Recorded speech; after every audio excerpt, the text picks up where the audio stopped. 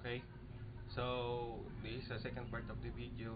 So as you can see, this is the actual folder. So uh, this is the folder of Python 3 latest version. So in this script, I created a folder JP which include all my script. So this is the script for pip installer package. Once you install, then this is the library folder when you install the NumPy, pandas, and other library. But in standard, you need to include anacondas also. This is a part of anacondas distributions, right? Sometimes they have an error in installation in anaconda, so depends on the Windows version. So you can include directly in the Python library folder by downloading the script from the pandas website. So this is the pandas website, the panda extracted folder. So this is the content. So we go now to the script. So I created a script. First of all, in row 1, as you can see, import pandas as pandesal. Pandesal is my favorite bread morning breakfast. As you can see, I name it this library as pandesal. This pandesal recognized as the pandas library. If every time you import a library or module, you need to include you need to define into a import method. So import pandas as pandesal, similar to other language, server side or client side language. So yeah. So if you then if you define a table, a data set, you need define like this. So I name my data set to normal name data set. So I have a name, name, name, JP, Camille, Samuel. These are the three name that I gave. My name, nickname, my sister name, and my Samuel. So name and Angel. So yeah. So passing a second column. So 372. Yeah. Output. So before you will declare another before you declare another out method to display this one. So first of all, you need to define the table, then display the output. You must enclose and open and enclose this field into a and close braces. Open and close braces. Open and close braces. So I repeat, name of the uh, column, value. Every time you declare value, it's separate single quoted, double quoted. Column name is single quoted. Number is number. Then after that, you must declare the pandas as data frame.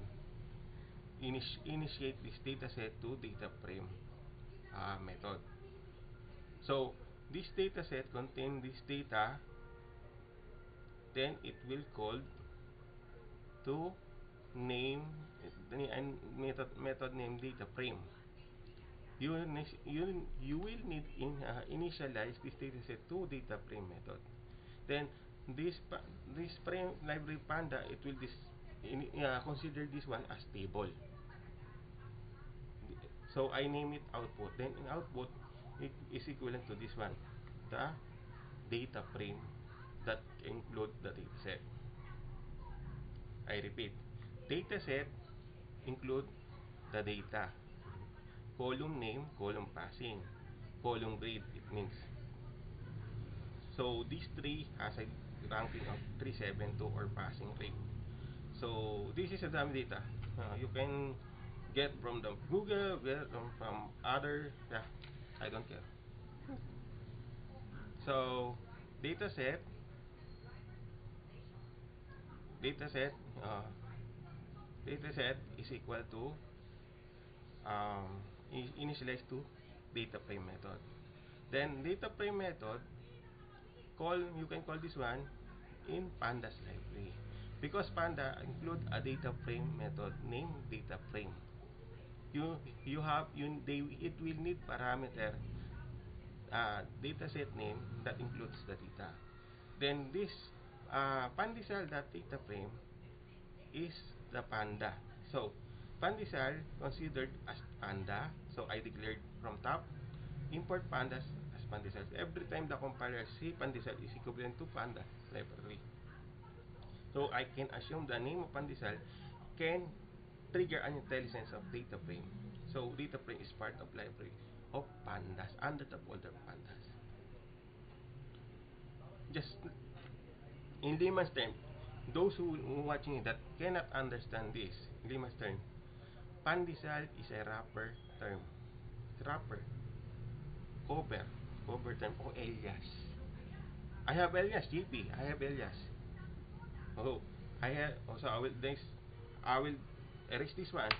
JP Panda. So JP Panda. When the compiler sees JP Panda, it considered the pandas library. So I will replace this one, pandas, and the other one to avoid exception or error. This compiler is successful and display the value. Okay? So after that, display the whole table. I will initialize this one. Print output. Print is simple term. Display. Then display maximum row. Maximum row. This can display by pandas. You know the pandas is a limited library. So you can select data in you can query data to a maximum into a limited maximum row. So yeah, this it's yeah, not confused. I will just display the maximum row. So it will return to 60. So query in data frame. So query data frame. Just you can query data query name equal JP. So it means this query it display only JP. It will search JP in this column. Column equal JP. So to display that data. So I will run this one.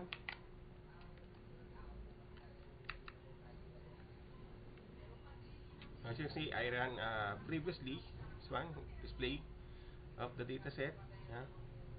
So I will run.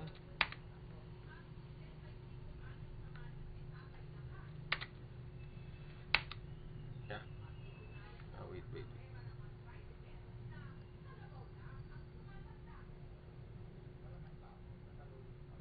Wait. Yeah.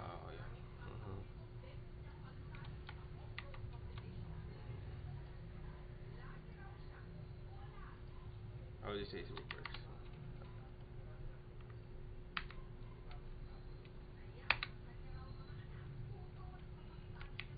Oh, wait, sorry. Yeah, as you can see, name this one. So in the second video, I will run this query. Yeah. So the name JP Camille Samuel. So passing 372. So if you declare another column, it you will be add in the second part. Third column, fourth column, fourth column. Yeah. Then it will display.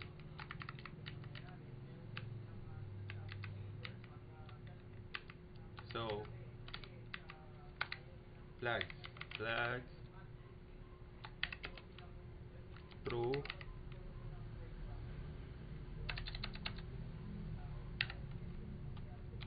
true.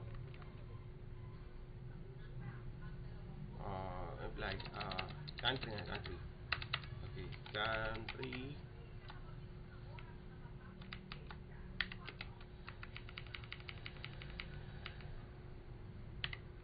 country, uh, Philippines.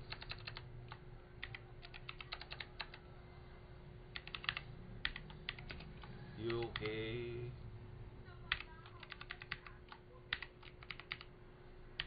USA.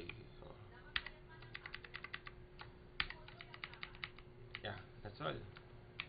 Then it will display again additional country. See? Name, Camille, Samuel, my name, and it already has an index, right, numbering. So, nasa primary key, not index, or index number. So, passing, country, that's all. I hope you have uh, you have learned in this video. Then see you in next video. Yeah, thank you.